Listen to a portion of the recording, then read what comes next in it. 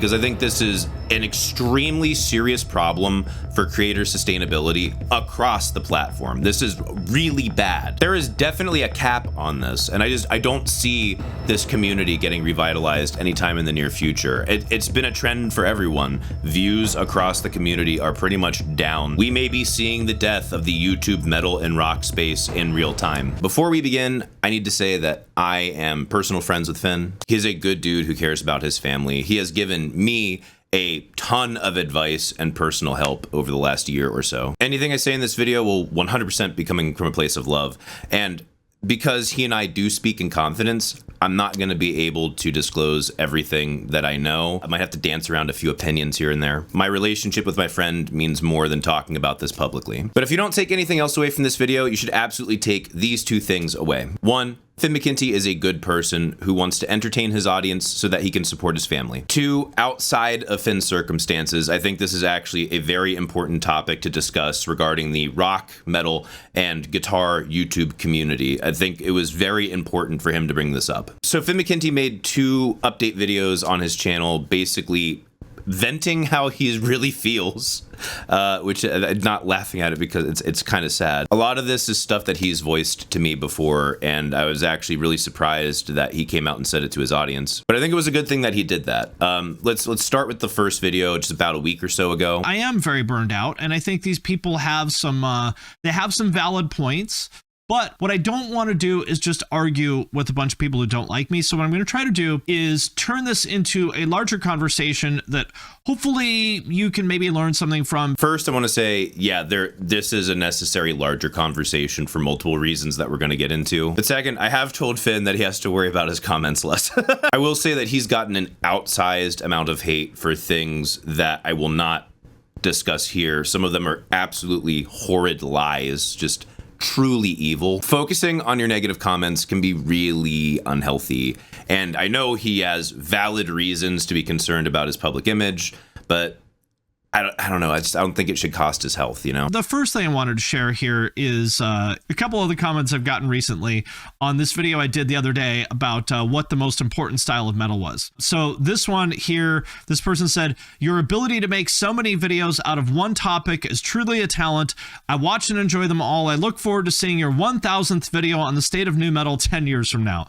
I can't tell whether this person is like joking or whether they're trying to dunk on me for making so many videos about new metal. Either way, I mean, it is valid. I have made a ton of videos about new metal, and I do not think that they are particularly original or exciting or amazing or anything like that. The reason why I keep making them is because people keep watching them. And you can see there's 150 likes on this, which is kind of a lot. So I mean, clearly people are saying, well, all right, well, maybe you've made a few too many videos about new metal. I think this is pretty clear. On one hand, I'm really happy that Finn is able to just plainly admit this and wants to engage his audience about it. I think that's wonderful. At the end of the day, he does just want to give you guys what you want to watch. On the other hand, I think there will be a time limit on this strategy for multiple reasons that we're about to get into. Here's one that's a little bit less charitable. This guy said, "I feel like this channel has officially run out of things to talk about. Rehashed content, getting kind of stale, to be honest. Where's the remote?"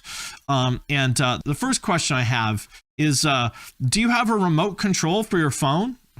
I like that. I would like to get a remote control for my phone. I think that would be pretty helpful. I made a video the other day or a couple weeks ago called like why metal peaked in the 2000s. And a lot of people basically made the comment of like, haven't you made this video before? And they're right. And I think this guy is right too. I have run out of things to talk about. I think my content absolutely is rehashed, and I think it's stale too. And I'm not super happy about that. I'm not. I mean, I think these people have a valid point. And this is exactly why I think the strategy he was using is a problem. And frankly, it's not just him, it's a bunch of us that are running into this problem. The inherent problem with new metal is that it's past its prime, and YouTube mostly rewards happening now content. It's really hard to to nail down evergreen content with metal that hasn't already been talked about before. There's only so many things you can talk about. That's the same with many of the most popular metal bands out there. Sure, when Metallica and Slipknot release a new album, I mean, there's some new thing to talk about and rake in a couple of views, right? But it's so few and far between that it's not really enough to build and maintain an entire channel on. Many creator friends of mine have talked about recycling content. I mean, I've mildly done that myself with 2 of my tier list videos, at least I think only 2. But they aren't doing it because they're lazy.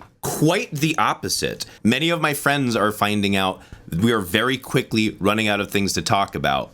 Caveat, that you'll click on, or for that matter, that YouTube will serve you. And I really want to drive this home. We have a ton of things we would love to share with you about a lot of different stuff. There's lots of cool ideas we would love to try. But when our view counts get punished because of that, that punishes our bank accounts. And that makes it very difficult to justify exploring new territory. If you've watched me for a while, you know I've talked about this many times. We're going to touch more on this later in the video, but back to Finn. The thing is that, and again, I'm not complaining about this. I don't want to say like poor me or anything like that. But the thing with the internet is that it wants you to be extremely specialized. It wants you to just do one thing, right? Like think about on TikTok, if there's someone that, I don't know, makes videos of them like cutting things with a chainsaw. Well, they can't do anything other than cut things with a chainsaw. Like they can't make a video about food or TikTok about food. You know, they can't talk about their life. You see this when people are known for one thing and then they do something else, then their views drop. Right? Their views drop like crazy. And that's the same thing for me. You know, I've been making videos for 7 years. Like, to be honest, I think my content used to be better. I used to take a lot more chances, but basically what I used to talk a lot about a lot more like newer artists and stuff like that back in say 2018, 2019, even maybe like 2020. But what I realized is that whenever I talked about something new, it would get lower views and negative comments. And whenever I talked about anything other than basically like millennial rock guitar music, people didn't like it. They got mad. Yeah, about that. He is completely right about that. Finn and I have actually had kind of a debate about this for at least a year, if not more now, about why this happens. And I think we just have a fundamentally different outlook on why this occurs. So based upon lower view count and what he perceived to be higher negative feedback in the comments, he thinks that that's his audience telling him that they don't want to see this new form of content, so he stops making it. Seems like a perfectly logical conclusion to me. One of the earliest Punk Rock MBA videos I ever watched was the problem with indie music, if you remember that one. It didn't do 1 million views, but considering his channel size at the time, it performed quite well, honestly, quite well. I will say, it seems like many of the top comments are roasting Finn, which, I mean, I don't even see why. I watched the video and I thought he was spot on. I remember watching it being like, yes, you said the thing that was in my head, thank you. I mean, it's been a while since I've watched it, so my views may have evolved and maybe I would disagree with Finn more now in that video, but I mean, it looked like the video performed great to me. And it's well outside the usual topics that we're kind of boxed into. But you got to keep in mind, that was April of 2021, and things have changed algorithmically. Definably they have. If you look through my popular catalog, obviously excusing the gross amount of Fine Brothers reaction content, but if you look through my popular video catalog, I used to be able to make videos about things that weren't directly rock or metal related, and it would do pretty well. It would have a chance of being a well-received video. Most of my content was centered around guitar, metal, and rock, but I wasn't punished for venturing into places like pop and country. I had a pretty substantial group of people who were just invested in what I had to say. I think my old series of Song Suggestion Friday is a testament to that. I have no idea how some of those videos got like 30,000 views. I'm like, I wouldn't want to hear me say this, but apparently a bunch of other people do, so I'm blessed. These days, it's rare for me to find anything that performs well outside of Metallica, basically. And I'm positive part of this is just my audience growing older and having their tastes change. I mean, I think you can see a very clear evolution of me and my content over these years. We just all grow, and sometimes you grow in different directions. But I definitely had a lot more leeway around what I could make, and it wouldn't murder my video instantly. Finn would say that the audience won't click on a topic that they aren't interested in, and topic is king. And again, I agree with him completely on this statement. but I don't think it is the entirety of the truth. Let me be very clear. This is not me blaming the algorithm and be, ooh, sad me, I have no chance because I'm not getting views or it's hiding my content. I am not doing that. But the algorithm is involved with how things get served, obviously. And I think it's pretty clear that Finn's observations about how the internet, especially social media, is becoming so hyper-specialized is because of how this algorithm or these algorithms choose to serve content to viewers. When I make a video that isn't the exact thing that YouTube expects my audience to enjoy from me, it serves it to less people. This is not a guess. This is something I've observed on my channel and a bunch of my friends' channels over the last few years. Human beings don't behave or evaluate like this. I mean, they pretty much choose based upon what's in front of them. And based upon the impressions metrics that I've looked at, it's not being put in front of them. YouTube puts me and my audience into a very specific bucket. And if I decide to venture outside of that bucket, I'm gonna begin playing with fire. So yes, to a degree, YouTube does serve your video to who it believes to be its core audience, which I also don't trust their ability to evaluate that. And they decide who else they're going to serve that video to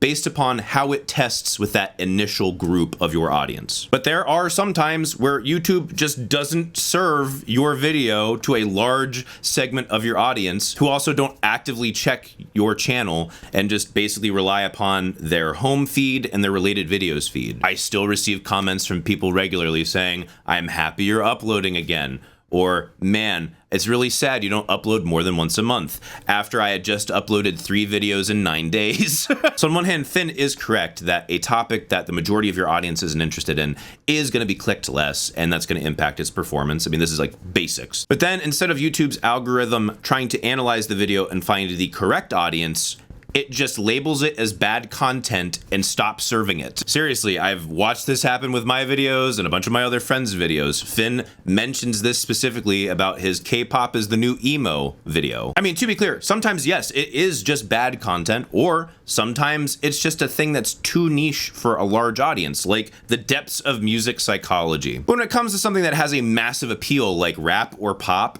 very obviously, there is an audience who would be interested somewhere on the internet. It can't be that hard to find. Why don't videos like that get served to that audience? YouTube instead just labels it bad content and ignores it. At the least, that's what it seems like to me. If it was really just bad content or stuff that no one really cares about, then why would making a second channel to host that separate content matter at all? And I've seen my friends do this. They make a separate channel for a different kind of format or to talk about something else completely different, and they become successful with it, but on their main channel, it just gets ruined. YouTube algorithm is a finicky bastard. Oh, Mike wants to talk about something that isn't James Hetfield's guitar tone? Well, guess you have to make a new channel for that. It's very clear to me that an important piece of this puzzle is how the algorithm is set up. It's not the only piece, but it is an important piece. So yeah, part of the issue is the audience just being very lazy and not actually looking for creators' videos when they upload. And frankly, I can't blame you whatsoever. You do not open up YouTube to work hard on my behalf or the behalf of another creator. You come here to distract yourself and find something entertaining, or maybe even educate yourself. You typically want to relax, not have to do work. That's why the algorithm is set up the way it is. So you don't have to do any work.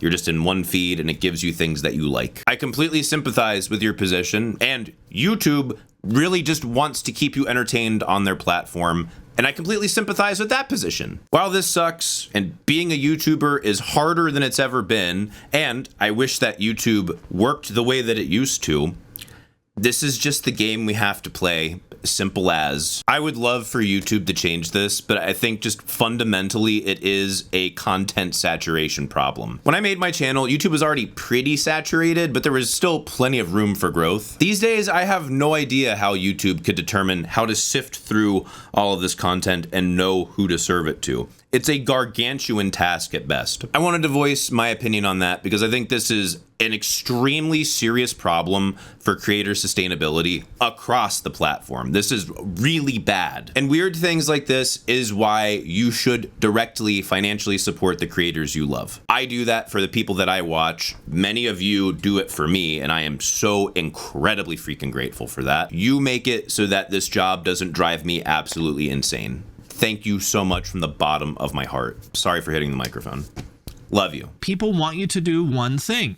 They don't want variety. They don't want you to change. Everybody will say, oh, we want you to do what makes you happy. We want you to do what you're interested in. But when it comes down to it, that's not really what they want. What they really want is for you to play the hits. Finn absolutely nailed this one out of the park. As far as the audience versus algorithm debate, this is an extremely strong point in favor of audience. There is more than one reason why I brought the whiskey back into my latest videos this year. That was the mic that a lot of people enjoyed, and they were missing that. There's a reason why you still see me making tier lists and why I've been focusing a lot more on reaction content. This is not the content I feel the most fulfilled making, and I really get an especially gross feeling when I have to contend internally with something that I don't really care at all about making a video on, but I should make this video for the views, bruh. Other creators do not care about this nearly as much as I do. I've heard it directly from their mouths. Even if they hate making the content, they don't really have some type of creative purism. All they care about, money and views. That is their highest priority. They are not bad people, but they have very little interest in you as an audience outside of what they can leverage out of you. In Finn's case, he actually does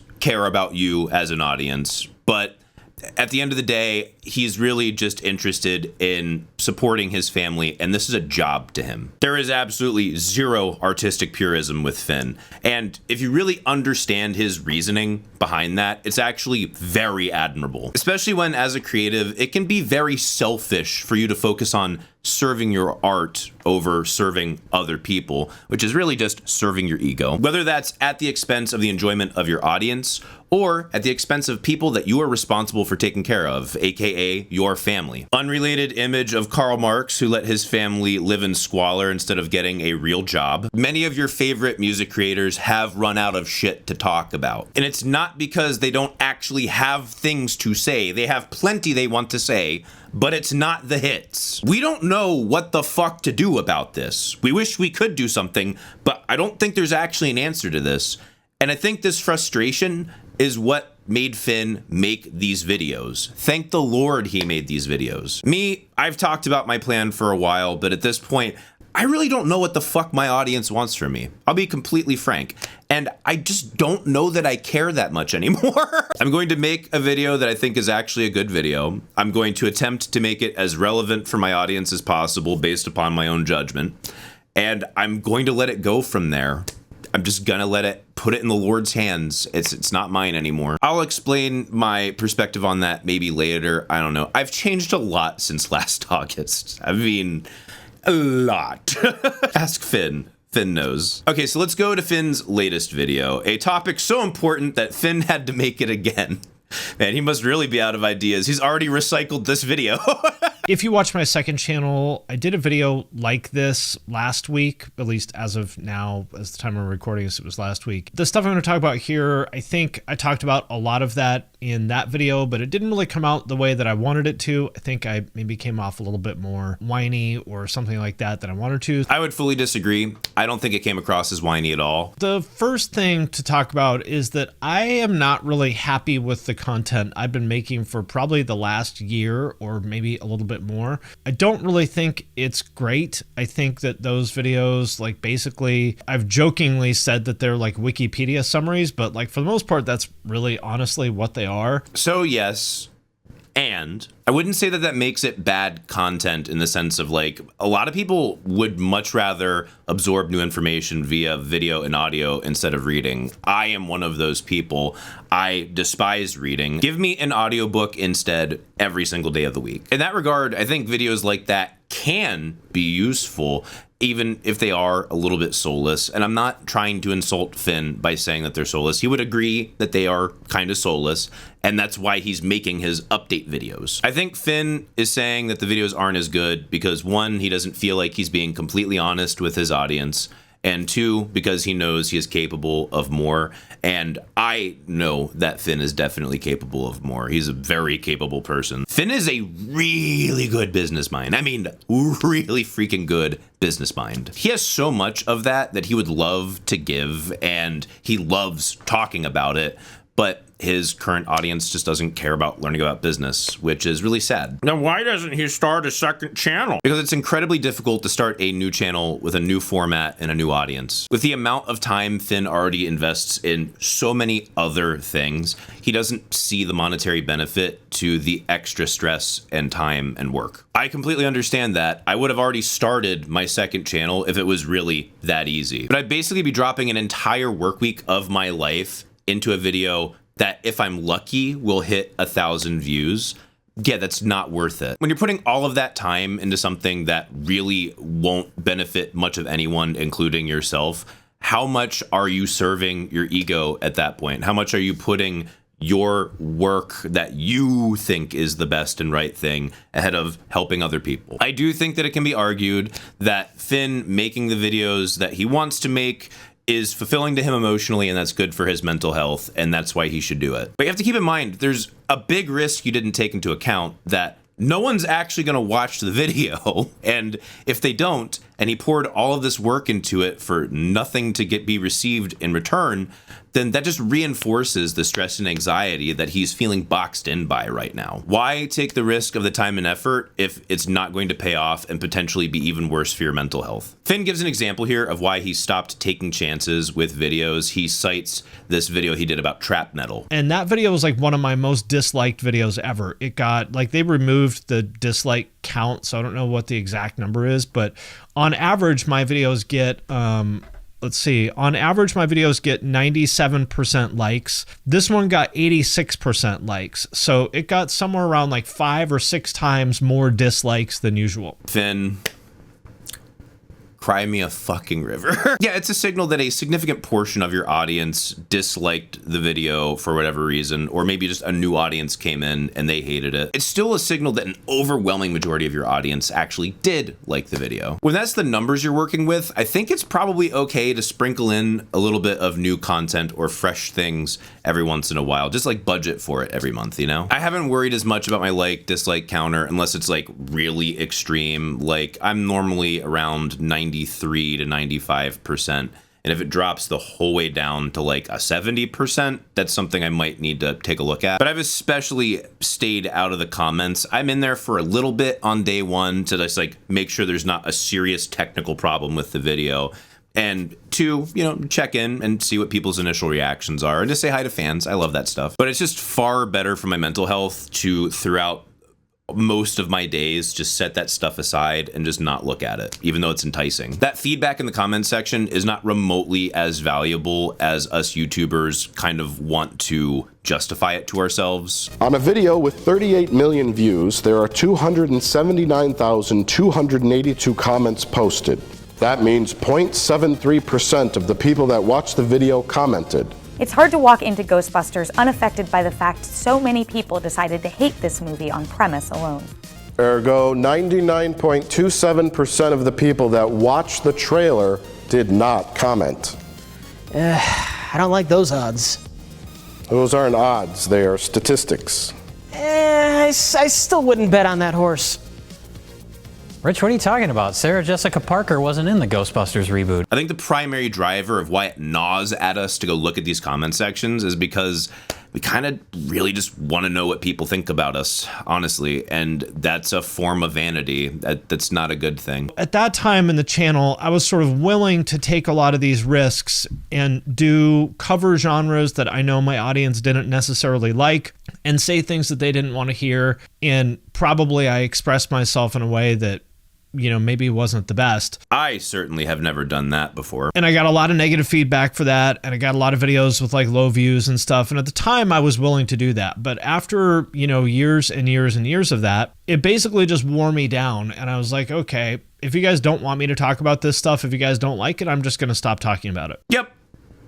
Don't really know what to add to that. It's just incredibly frustrating. I guess the only difference between Finn and I is I won't stop talking about it. I'll just save it for later. Some Dunning-Kruger afflicted apes consequence-free superiority tantrum in my comments doesn't change the truth, the facts, or my mind. And I don't need their attention or their money. People will say, well, just do the content, make the content you want to make, and who cares what people think? And that's easy to say, but I have a wife and a child, and my income supports our whole family. So if I make videos that people don't like, my income goes down, which means that it's harder for me to support our family. This is 100% the crux of the situation for Finn, and I've already addressed that. But I did want to take the opportunity to double down on Finn's reply to the just make the content that makes you happy people.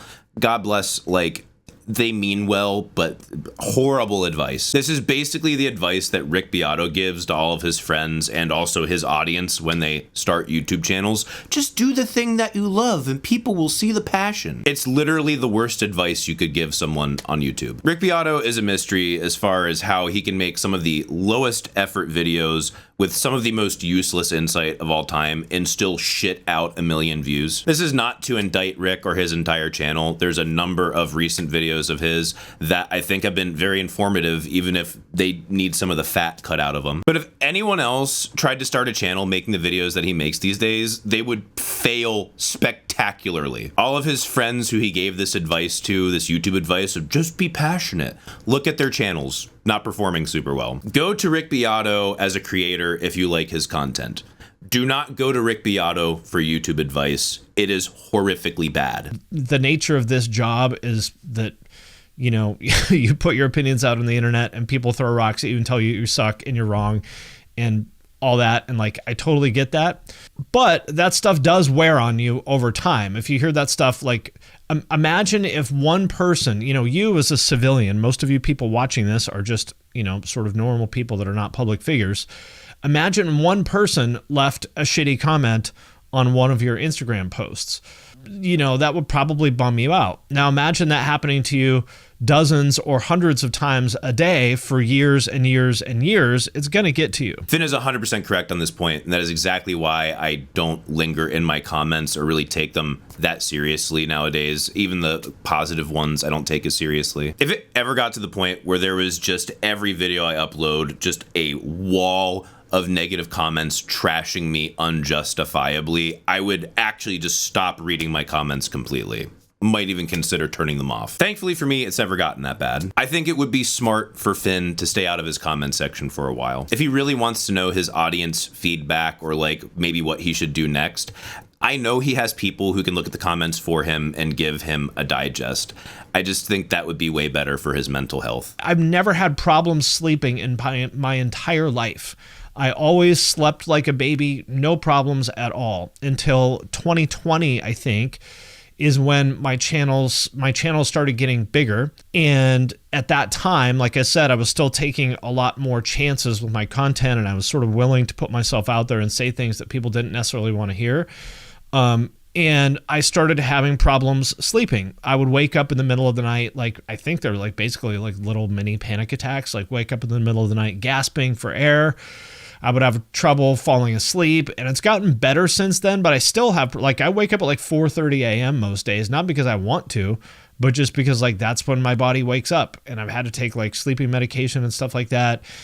I've looked into every possible physiological cause. I've taken sleep studies. I've had every hormone and metabolic panel you could imagine done, and all I can think of is that it's related, and I've talked to doctors and stuff about it. All I can think of is it's related to stress.